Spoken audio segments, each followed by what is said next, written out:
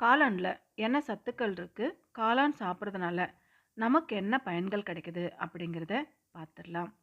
பொதுவாவே இந்த காளான் மழைக்காலங்கள்ல தான் தானா வளரும். இது யாருமே வளர வைக்க மாட்டாங்க. பொதுவாக எல்லா இடங்களிலுமே இந்த காளான் இருக்கும்.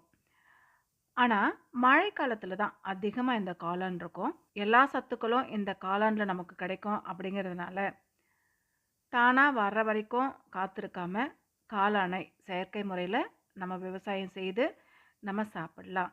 காளான்ல இருக்கிற சத்துக்கள நம்ம ஈஸியா எடுத்துக்கலாம்.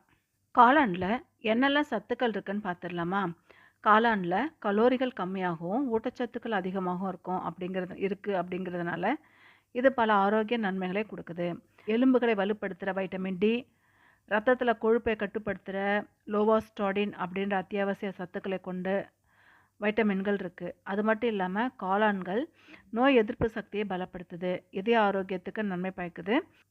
அதே மாதிரி குடல் ஆரோக்கியத்தையும் மேம்படுத்துது இந்த காளான். அது மட்டும் இல்லாம காளான்ல நியாசின், பொட்டாசியம், பாஸ்பரஸ், தாமிரம், செலினியம் போன்ற சத்துக்களும் அடங்கியிருக்கு. 100 கிராம் காளான் எடுத்துக்கும் பொழுதே புரோட்டீன் 35% இருக்கு. அதனால தான் சிக்கனுக்கு ஈக்குவல் இந்த காளான் அப்படின்னு சொல்றோம். அது மட்டும் இல்லாம உடல் வளர்ச்சிக்கு தேவையான அமினோ அமிலங்கள் இருக்கிறதுனால குழந்தைங்களுக்கு இது ரொம்ப ரொம்ப நல்லது. வளர்ற பருவத்துல இது ஊட்டச்சத்து நிறைந்த ஒரு உணவா குழந்தைங்களுக்கு கிடைக்கும். அது மட்டும் இல்லாம காளான் ரத்தத்துல கலந்திருக்கிற அதிகப்படியான கொழுப்பை கரைச்சு ரத்தத்தை சுத்தம் பண்ணும்.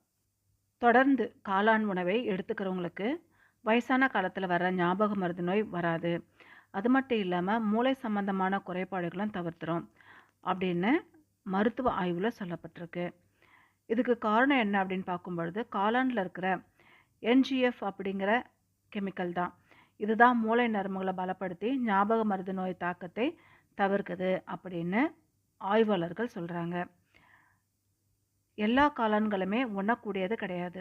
ஆரோக்கியமான மற்றும் உண்ணக்கூடிய காளான்களை கவனமாக தேர்ந்தெடுத்து நம்ம சாப்பிடணும். இதை சாப்பிட்றது நமது உடல் மற்றும் மன ஆரோக்கியத்துக்கும் நன்மை கொடுக்கும்.